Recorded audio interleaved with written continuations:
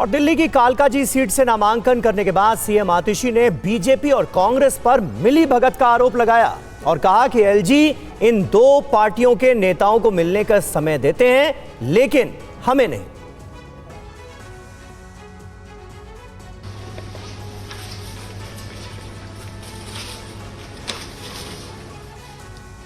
दिल्ली की सीएम आतिशी ने आज कालकाजी सीट से अपना नामांकन दाखिल कर दिया। आतिशी ने कहा कि मकर संक्रांति के मौके पर उन्होंने अपना पर्चा दाखिल किया है।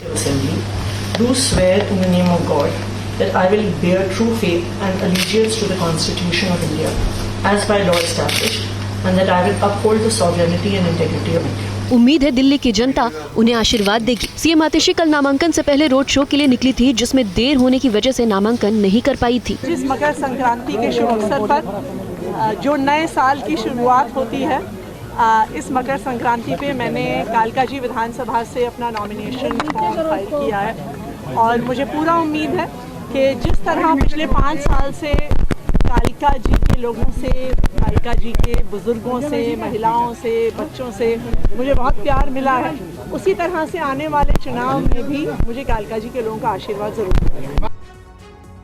दिल्ली की सीएम आतिशी पर एफआईआर दर्ज की गई है। उन पर प्रचार के दौरान सरकारी गाड़ी के इस्तेमाल करने का आरोप है। दिल्ली विधानसभा चुनाव की तारीख जैसे जैसे नजदीक आ रही है, सियासी घमासान बढ़ता जा रहा है।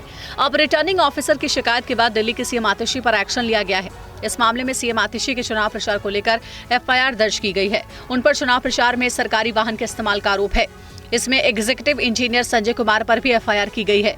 गोविंदपुर थाने में संजय कुमार के खिलाफ केस दर्ज हुआ है। 7 जनवरी को चुनाव आयोग से शिकायत की गई थी।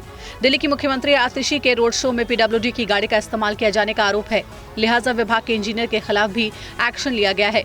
आतिशी के खिलाफ एफआईआर पर अरविंद केजरीवाल ने तीखी प्रतिक्रिया दी। केजरीवाल ने बीजेपी पर पैसा बांटने और फर्जी वोट बनवाने का आरोप लगाया और कहा कि उन पर केस दर्ज नहीं होता, लेकिन आम आदमी पार्टी के खिलाफ तुरंत एक्शन होता है। अरविंद केजरीवाल ने कहा है कि आम आदमी पार्टी पूरे सिस्टम के खिलाफ लड़ रही है और इसमें कांग्रेस भी शामिल है।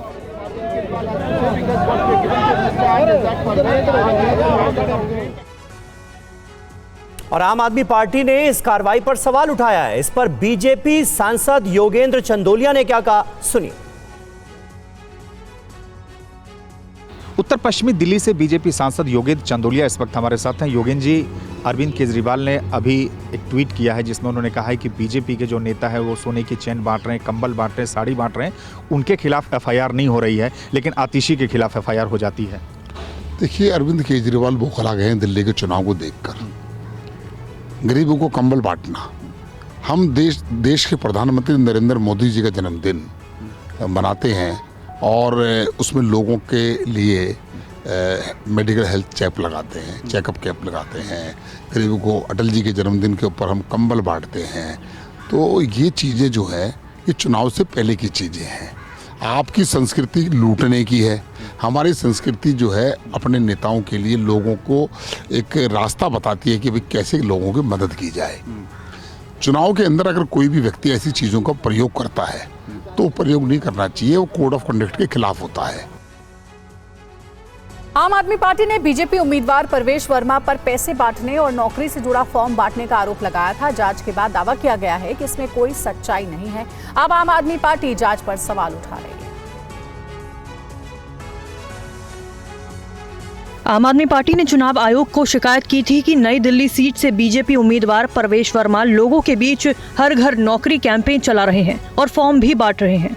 आपने परवेश पर आदर्श आचार संहिता का उल्लंघन करने का हवाला देते हुए एक्शन की मांग की थी, जिसके बाद चुनाव आयोग ने इसके जांच के आदेश दिए, जिसमें परवेश वर्मा के खिलाफ कोई उल्लंघन नहीं पाया गया। चुनाव आयोग के मुताबिक आम लोगों को चादरें, जूते और जैकेट बांटने के आरोप में कोई सच्चाई नहीं है और न ही कोई सबूत पेश किए गए। जांच में ये भी कहा गया कि पूरे मामले में कोई गवाह भी पेश नहीं किया गया है। जांच के बाद किए गए इन दावों पर आम आदमी पार्टी ने सवाल उठाया और कहा कि जांच निष्पक्ष नहीं हुई है, क्योंकि पूरे मामले में शिकायतकर्ता से कुछ नहीं पूछा गया, न ही कोई सबूत और गवाह मांगे गए। आम आदमी पार्टी ने परवेश वर्मा को दिए गए क्लीन चिट पर कहा कि इस मामले में हमसे सबूत और गवाह नहीं मांगे गए और जांच के नाम पर सिर्फ खाना पूर्ति की गई है। आपने आरोप लगाया है कि जब तक स्थानीय डीएम और एसएचओ को सस्पेंड कर जांच नहीं की जाएगी, तब तक सच्चाई सामने नहीं आएगी।